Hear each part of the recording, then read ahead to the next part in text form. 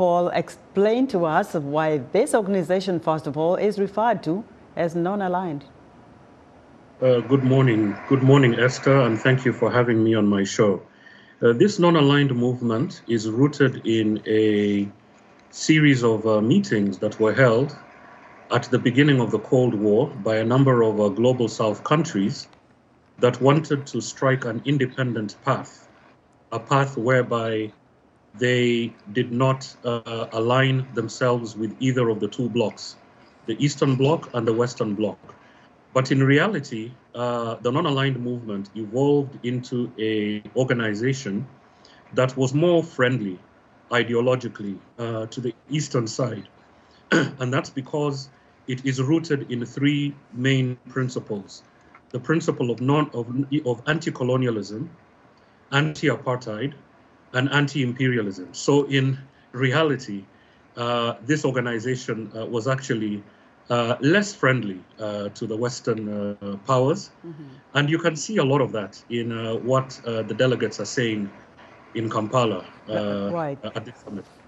Paul, there are so many global challenges that are being addressed by this organization in Kampala, but what really comes to mind as priority issue that these nations need to address and resolve?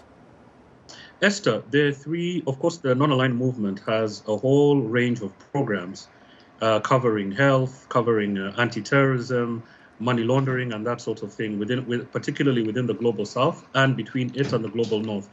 But Esther, the three core issues that we've heard since the meeting started on Monday, the one is global system reform. There is almost unanimity that there needs to be a change in the global system, in the current international system, and in particular the reform of the United Nations. So very, very clear proposals have been advanced in that perspective. The second issue, Esther, is Gaza.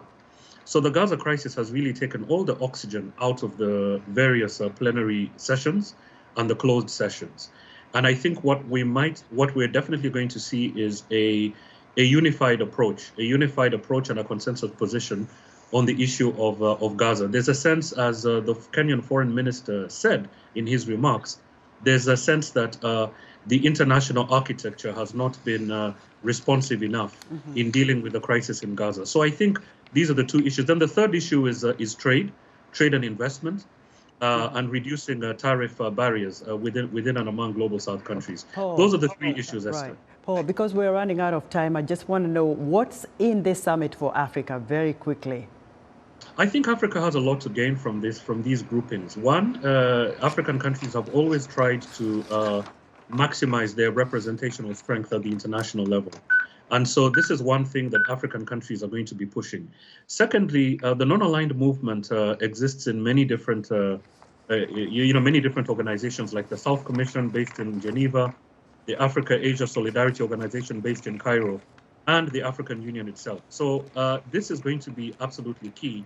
And one of the things that one sees, Esther, is that this particular summit, the African side has really come forth with very coordinated positions on very specific asks that they're putting forward to the Asian and to the Latin America group. Right.